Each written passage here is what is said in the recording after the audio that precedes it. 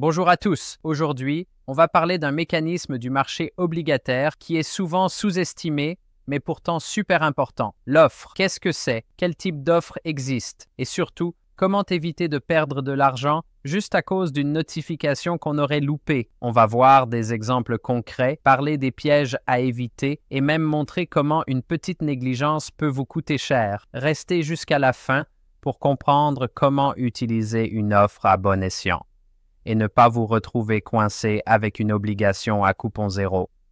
Et n'oubliez pas, un petit like et un abonnement, ça soutient la chaîne. Une offre sur une obligation, c'est une clause prévue dès le départ dans les documents d'émission qui permet un remboursement anticipé. À la date fixée, vous pouvez, ou vous devez, vendre votre obligation à l'émetteur selon le type d'offre. En général, le rachat se fait au pair, mais il peut y avoir d'autres conditions. Cette option agit comme une assurance pour l'investisseur. Si le marché devient instable ou si les conditions tournent à votre désavantage, vous pouvez sortir de l'investissement sans attendre l'échéance. C'est particulièrement utile quand les taux d'intérêt montent et que les nouvelles obligations rapportent plus. Mais attention, toutes les obligations ne proposent pas d'offre. Les infos, comme la date et le type, se trouvent sur la fiche de l'obligation en bourse, dans le prospectus d'émission ou sur des plateformes financières spécialisées. C'est un point à vérifier avant d'acheter. Ça peut changer toute votre stratégie. Les émetteurs ne mettent pas des offres dans leurs obligations par pure générosité. C'est un outil de gestion de dette. Si les taux baissent, ils préfèrent racheter leurs anciennes obligations trop coûteuses et en émettre de nouvelles moins chères. S'ils ont de la trésorerie disponible, ça leur permet aussi de réduire leur endettement. Pour eux, c'est un moyen de s'adapter au marché sans nuire à leur image. Et pour l'investisseur, c'est l'occasion de récupérer son argent rapidement et de le replacer sur un actif plus rentable, surtout si l'obligation actuelle ne correspond plus à vos critères de rendement ou de sécurité. Utilisée intelligemment, l'offre peut donc bénéficier aux deux parties. Mais quel type d'offre existe-t-il? Rejoignez-nous sur notre canal Telegram pour les annonces des nouvelles vidéos et articles. Le lien est dans la description ou en commentaire épinglé. Il existe deux grandes catégories d'offres, les offres PUT et les offres Call. La différence, c'est qui déclenche le remboursement anticipé. Avec une offre PUT, c'est l'investisseur qui décide. Vous avez le droit, mais pas l'obligation, de revendre votre obligation au pair à une date précise. L'émetteur, lui, ne peut pas refuser. C'est utile quand l'émetteur prévoit de modifier le taux du coupon après la date d'offre. Souvent, il le baisse fortement, parfois jusqu'à 0,1%, pour inciter les investisseurs à revendre. Si vous laissez passer cette opportunité, vous risquez de garder une obligation à faible rendement pendant des années. Une offre call fonctionne à l'inverse. C'est l'émetteur qui décide. Il peut racheter l'obligation à la date prévue, au pair, peu importe votre avis. Ce type d'offre est plus risqué pour les investisseurs. Vous comptiez peut-être garder le papier jusqu'à l'échéance et profiter d'un bon coupon, mais l'émetteur l'annule en avance. Et si vous l'avez acheté au-dessus du pair, la perte est assurée. Les offres call sont souvent utilisées quand les taux baissent pour refinancer la dette à de meilleures conditions. En compensation, ces obligations offrent en général un rendement supérieur, mais ça ne suffit pas toujours à compenser la perte liée au rachat anticipé. Un exemple concret. Un investisseur achète une obligation avec un coupon de 10,9% pour 1089 $. Il compte la garder jusqu'en 2026 et espère un rendement de 7,93%. Mais dans le contrat figure une date d'offre call, le 4 mai 2022. L'émetteur exerce son droit et rachète l'obligation au pair, 1 000 $. En 6 mois, l'investisseur n'a reçu que 2 coupons pour un total de 108,7 $, mais il a perdu 89 $ sur le prix d'achat. Résultat final, une rentabilité de moins 3,29% sans même compter les impôts et frais. Et ce genre de situation arrive régulièrement. Il faut donc toujours calculer la rentabilité jusqu'à la prochaine offre. Pour bien gérer une offre, suivez quelques règles simples mais essentielles. D'abord, surveillez les dates. 2 semaines avant l'offre, l'émetteur doit annoncer le nouveau coupon. C'est votre signal d'alerte. Ensuite, déposez votre demande en avance, au moins 3 jours ouvrés avant la date. 1 semaine, c'est encore mieux. Troisièmement, mettez des rappels dans votre agenda ou votre appli. Quatrièmement, lisez les documents. La fiche de l'obligation et le prospectus contiennent toutes les infos. Et enfin, calculez la rentabilité jusqu'à la date d'offre, surtout si le coupon est variable. Ces gestes ne prennent pas beaucoup de temps, mais ils peuvent vous épargner de grosses pertes. Et si vous ratez l'offre? L'émetteur baisse le coupon à 0,1% pour se débarrasser de la dette. L'obligation devient illiquide, son prix chute. Vous êtes coincé avec un actif presque inutile.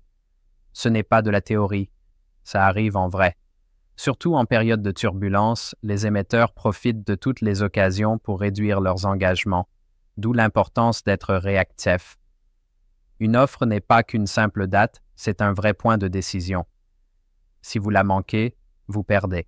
L'offre call peut aussi être une mauvaise surprise. Vous avez acheté une obligation bien rentable et d'un coup l'émetteur la rachète au pair. Si vous l'aviez payé plus cher, vous encaissez une perte.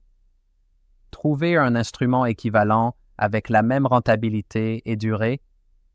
Pas facile, surtout si les taux ont déjà changé. Les obligations avec offre call conviennent donc plutôt aux investisseurs aguerris. Les autres doivent bien peser le pour et le contre. L'important, c'est de comprendre comment l'offre affecte votre résultat. Et où trouver ces infos? On a publié un nouvel article sur notre site. Vous y trouverez des contenus gratuits sur les actions, obligations et ETF, du niveau débutant au confirmé. Allez jeter un œil et pensez à l'ajouter en favori. L'information sur l'offre peut être trouvée à plusieurs endroits. La source la plus fiable reste le prospectus d'émission, mais il est souvent rédigé dans un langage juridique compliqué. C'est plus simple de consulter la fiche de l'obligation sur le site de la bourse ou d'utiliser des plateformes spécialisées comme Rusbond ou Cbond. Chez la plupart des courtiers, vous pouvez aussi voir les dates d'offres à venir dans votre espace personnel. Un autre indice, regardez la duration de l'obligation. Si l'échéance est dans 5 ans, mais la duration est de 11 mois, il y a sûrement une offre qui arrive. Ces outils vous aident à prendre des décisions éclairées. Beaucoup d'investisseurs font l'erreur de calculer la rentabilité jusqu'à l'échéance en oubliant l'offre. C'est faux. Surtout avec un coupon variable où le taux n'est garanti que jusqu'à l'offre. La rentabilité à l'offre est un indicateur bien plus juste. Imaginez, vous achetez une obligation à 980 $ avec un coupon de 10% et une offre dans 1 an. Si vous ignorez cette donnée, votre calcul est biaisé. Seule une rentabilité bien calculée à la prochaine offre vous permet de comparer des obligations et de décider en toute connaissance de cause. L'ignorer, c'est souvent synonyme de déception. La procédure pour déposer une demande dépend du type d'offre. Pour une offre call, vous n'avez rien à faire. L'émetteur s'en charge automatiquement.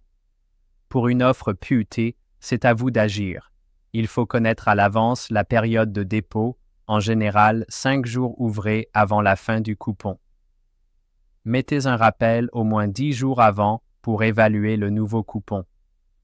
S'il ne vous convient pas, préparez votre demande. Demandez à votre courtier les détails pratiques, comment faire, s'il y a des frais, si tout peut se faire en ligne. Envoyez la demande au minimum 3 jours ouvrés avant la date limite, sinon vous risquez d'être hors délai.